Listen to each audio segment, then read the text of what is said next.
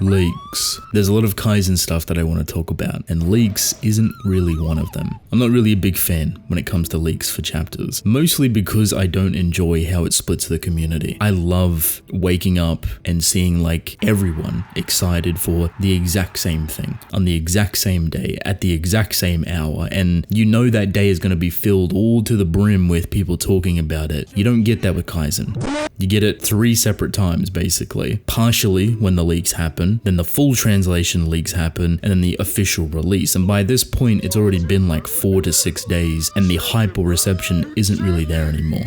I get it. You read what you want, you do what you want. Perfectly fine. For me, I have found a new enjoyment, a new love and appreciation for reading stories without leaks whatsoever, because I used to dabble many years ago. However, now I've started to really appreciate and feel kind of welcomed within the community, just experiencing everything at the exact same time. I can equal this to Chainsaw Man Part 2, Dan Kaijin Number 8, Spy Fam.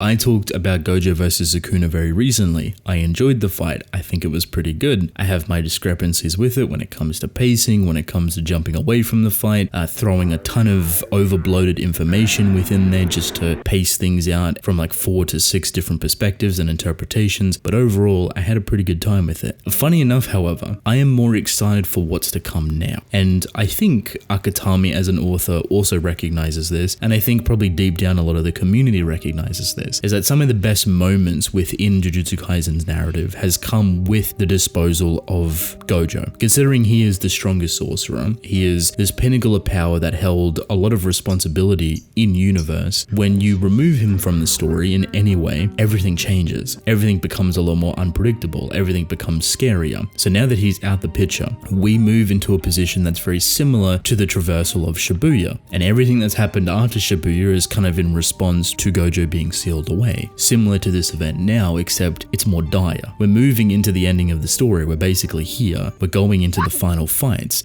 We're elevating things further and further. And that means every character is going to get their time to shine respectfully. Psst. Leave a like and subscribe right now, or 100. This is why I'm excited. I enjoy this type of pacing. I enjoy this type of problematic problem solving that everyone has to do. You watched the strongest sorcerer that you've ever seen operate in your lifetime just get obliterated by the strongest thing to ever exist. Now, everyone that's involved has to make the best of whatever injuries that strongest thing has took from the strongest person. Do you see how it's very convoluted but makes sense that this is the only opportunity for anyone and everyone to do what they need to do? This is a group effort at this point, a group project. I don't think you're going to see a solo fight that relies only on the strength of those users. You say, oh, well, Kashima's here, he's got an ability, he's doing his thing. Of course, but he is too working on the back of what Gojo has already done. I don't think Kashima is going to do anything to Sukuna. Maybe give him a little injuries here and there, peck on the cheek, but ultimately get sidelined as well. That's one out of the way. Then everyone else that comes after Kashimo, which logically should happen just structurally, are also going to work on the back of what Kashimo offered. And at this point, you're pushing Sukuna further and further past his limit in hopes that you can see it start to crack. We have not seen that crack yet. This is a good thing, a very good thing, because not only does it provide a really kind of consistent flow of entertainment for the next handful of months, it's all pedal to the metal, all gas straight from here. You're also really not sure on who and who doesn't get absolutely obliterated. Kashimo sits in an interesting position. Same with Hakari, for example, trying to handle Urame. These are powerful. Selfishness is always going to come through first. Kashimo has always been a selfish character. He was in there instantly, but it was also the smartest thing he could have done. Letting Sukuna have any sort of downtime is a problem. Take that out. You want to rule it out entirely and not even provide that type of option. Everyone after Kashimo, most likely, is going to be instant on his heels. As soon as it looks like Kashimo's down and gone, or whatever happens to him, the next set of people are going to jump in and play. It's good that Hakari, of all people, has gone to Urame, because I think that's a pretty interesting fight as well, and gives us a chance to jump away from the chaoticness that is Sukuna, going through the cycles of different fights, back to Hakari dealing with someone that could be be a pretty interesting opponent for him. Akari is very strong, very brilliant with his domain, and we don't really know the potential of Urame. We've seen bits and pieces, but we've also seen them get disrespected by Gojo, so how do they handle with someone like Akari? And that is not even mentioning the final thing that's lurking in the background, Kenjaku. We still have Yuta, we still have Maki, we still have a problem that's behind Sukuna. How do we navigate within that? Sukuna is the interesting one for me, because realistically I would hope, and the way that potentially Akatami wants to write this encounter, is that even though this is a battle of strength, a battle of fighting, a battle of everything, putting your heart on the line to try and get that crack to appear, realistically it's not believable, for me at least, that any character could go toe to toe with Sukuna right now. You could make an argument for that. Well, he's severely weakened, this is true, and it'd have to be very, very convincing that the person that's going up against Sukuna can actually outstrength, outspeed, outsmart him, etc. to every extent. Someone like Yuta, for example, pushed to his limits, would probably make a good example of that. For some reason, I don't think Akatami is going to do this. I don't think he's going to try and challenge this believability that someone can outstrength Sukuna because Gojo couldn't do it from a fresh point. While those fights and things are entirely different, the mid-game between it is very much similar. How you approach it is very much similar, and I don't think Akatami wants to do it. I think he might get to a point of cracking Sukuna where it feels like you might actually get the upper hand on him, but ultimately not enough power being there to obtain it. This comes in the form of a curveball.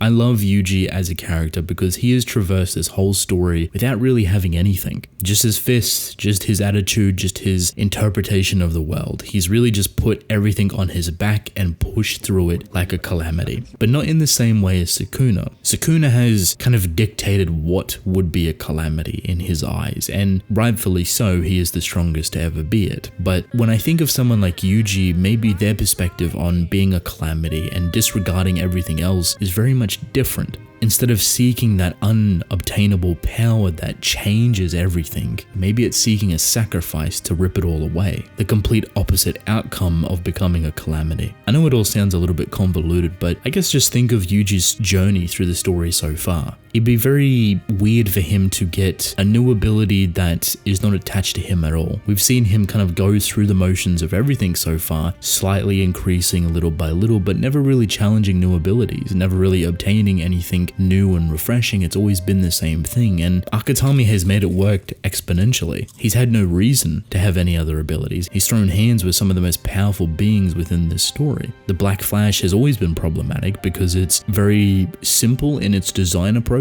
but also one of the most crucial abilities within the story. Not everyone can do it. The people that can get into this flow, the people that can do it multiple times, are like monsters. Yuji is that monster. So if there was ever a person to really challenge Sukuna, his interpretation of the world, cursed energy, morals, etc., for me, it would be Yuji. There is a way that I feel like Yuji could take down Sukuna, for it to be believable that someone could get the killing blow, and that is if you take the battle inside. This would kind of harp back to what the beginning of the story of Kaisen kind of represents, with Yuji being a sacrifice, just a vessel to be killed off with Sukuna inside. And at the beginning of the story, it didn't really hold much value. It was kind of more so just a vessel for you to get on board with until you reach new destinations. Now, however, it becomes a lot more sad. It becomes a lot more believable. There is potentially an opportunity for Yuji to take control of this fight by slipping through a crack that forms in Sukuna's shell and being able to take over his body from the inside. But this wouldn't just end the fight. This would just be the first phase of ending it, and someone else or other people would have to capitalize on Yuji sacrificing himself. This would be the most beautiful and tragic way for this story to go.